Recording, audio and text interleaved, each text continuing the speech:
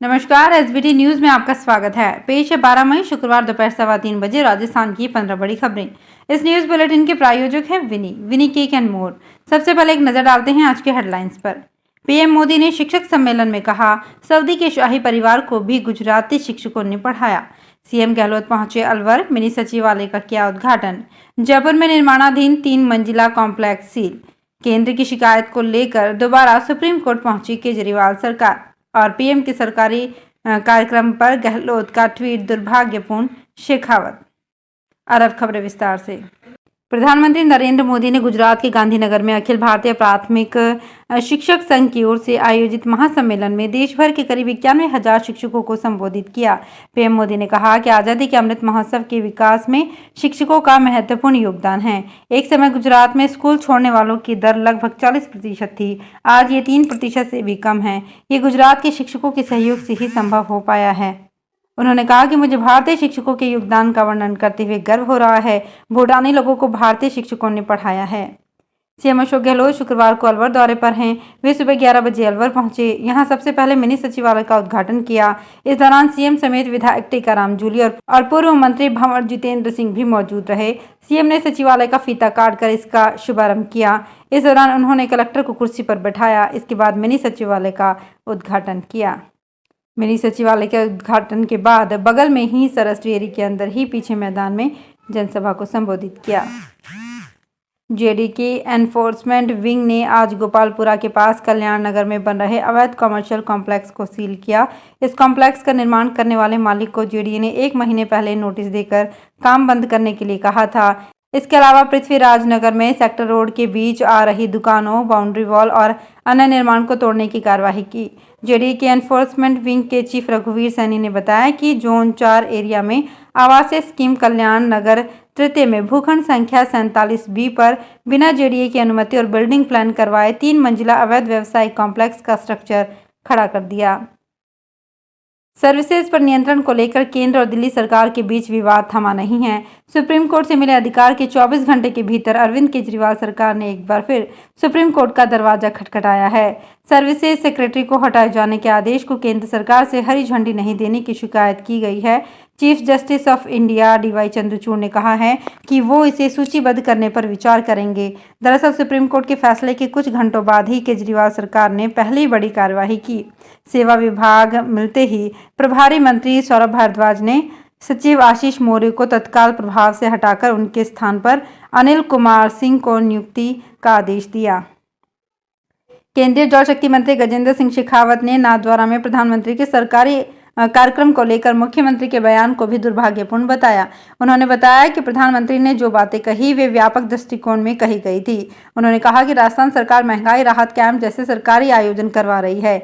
इसमें मुख्यमंत्री गहलोत खुद राजनीतिक भाषण दे रहे हैं। शेखावत ने मुख्यमंत्री के सचिन पायलट के खिलाफ कहे गए शब्दों पर भी तंज कसा। उन्होंने कहा कि गहलोत के अपने पार्टी के नेता के प्रति ऐसे विचार हैं तो मेरे और अमित शाह के प्रति कैसे भाव होंगे, इसका सहज ही अंदाजा लगाया जा सकता है। राजस्थान की राजधानी जयपुर में स्थित कांग्रेस मुख्यालय में सोशल मीडिया विंग के नए कक्ष का पीसीसी चीफ गोविंद सिंह डोटासरा ने शुभारंभ किया। इसके बाद डोटासरा ने पत्रकारों से बात करते हुए कहा कि कांग्रेस के सोशल मीडिया विंग पूरी ताकत से भाजपा और आरएसएस के दुष्प्रचार का मुंहतोड़ जवाब देगी। डोटासरा ने कहा कि सोशल मीडिया विंग के बेहतरीन कामकाज से प्रदेश के युवा कांग्रेस के साथ जुड़ेंगे और कांग्रेस को मजबूत करने का काम करेंगे। इस बार कक्षा 10 में कुल 93.12% बच्चे पास हुए हैं। हालांकि ये बीते साल की तुलना में -1.28% कम है। साल 2022 में 94.40% बच्चे पास हुए थे। उधर सीबीएसई ने शुक्रवार को 12वीं के नतीजे घोषित कर दिए। कई दिन से इंतजार कर रहे विद्यार्थियों की खुशियां बढ़ गई है। लगातार 15वें साल बेटियां टॉप पर रही। सीबीएसई ने विद्यार्थियों को डिजिटल मार्कशीट की सुविधा भी उपलब्ध करवाई है। सभी विद्यार्थियों का डाटा डिजिटल वॉलेट में सुरक्षित रहेगा। विद्यार्थी जब चाहें तब वॉलेट से अपना डाटा चेक कर सकेंगे। विद्यार्थियों की सुविधा के लिए सीबीएसई ने हेल्पलाइन सुविधा जारी रखने का फैसला किया है।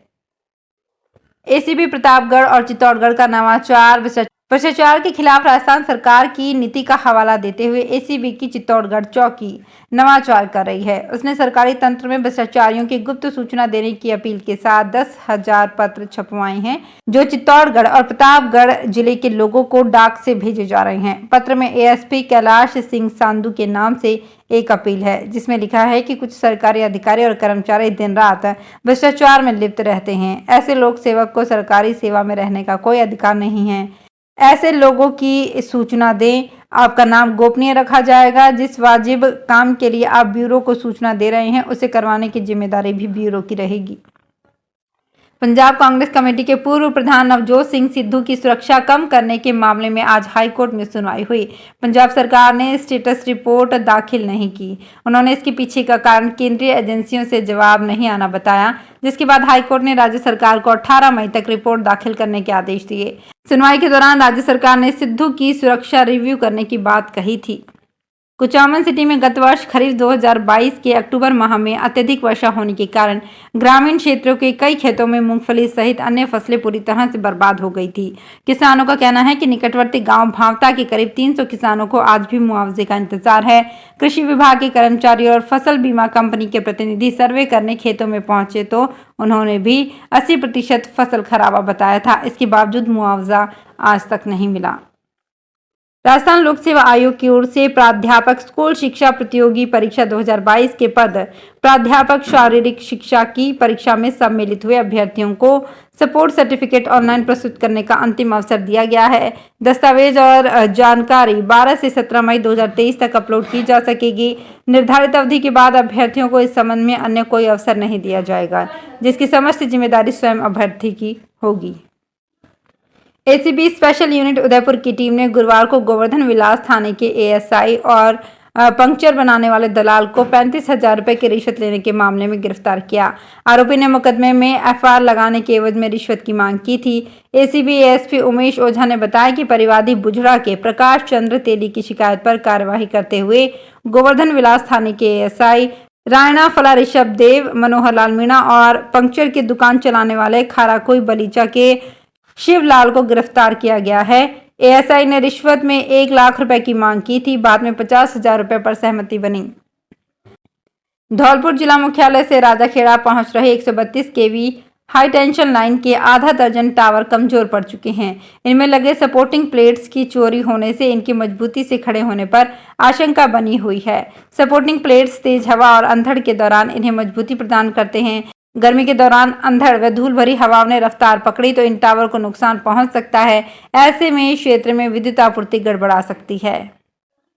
भीलवाड़ा सहकारी उपभोक्ता होलसेल भंडार लिमिटेड के 12 सदस्यीय संचालक मंडल के चुनाव के लिए गुरुवार को 19 प्रत्याशियों ने नामांकन पत्र दाखिल किए। इसमें 7 का निर्विरोध चुना जाना तय है। इसकी घोषणा शुक्रवार को नाम वापसी के बाद होगी। अन्य 5 सदस्यों के लिए 12 प्रत्याशी मैदान में हैं। नगर परिषद के पूर्व सभापति ओम प्रकाश नारायणीवाल मैदान में हैं। वहीं भीलवाड़ा डेयरी के पूर्व चेयरमैन रतनलाल चौधरी निर्विरोध चुने जा चुके हैं। ये दोनों राजस्व मंत्री रामलाल जाट के नजदीकी माने जाते हैं। 17 मई को 3,658 मतदाता 5 सदस्य चुनेंगे। करौली जिले के सरकारी स्कूल और मदरसों में कार्यरत कुक कम हेल्पर्स ने 11 सूत्री मांगों को लेकर शुक्रवार को कलेक्ट्रेट पर प्रदर्शन किया। उन्होंने सहायक कलेक्टर को मुख्यमंत्री के नाम ज्ञापन सौंपकर मानदेय बढ़ाने सहित अन्य मांगों को पूरा करने की मांग की। कुक कम हेल्पर संघर्ष समिति की प्रदेश संयोजक इंदिरा देवी ने बताया कि प्रदेश में 1 लाख से ज्यादा कुक कम हेल्पर पिछले 22 साल से काम कर रहे हैं। उन्हें समय पर पर्याप्त मानदेय नहीं मिलने से परिवार का पालन पोषण मुश्किल हो रहा है। तो फिलहाल इस बुलेटिन में इतना ही। फिर हाजिर होंगे कुछ और बड़ी खबरों के साथ। अगर आप भी अपने आसपास की छोटी बड़ी और महत्वपूर्ण खबरों से अपडेट रहना चाहते हैं तो सब्सक्राइब कीजिए हमारे चैनल एसपीटी न्यूज को और प्रेस कीजिए बेल आइकन पर।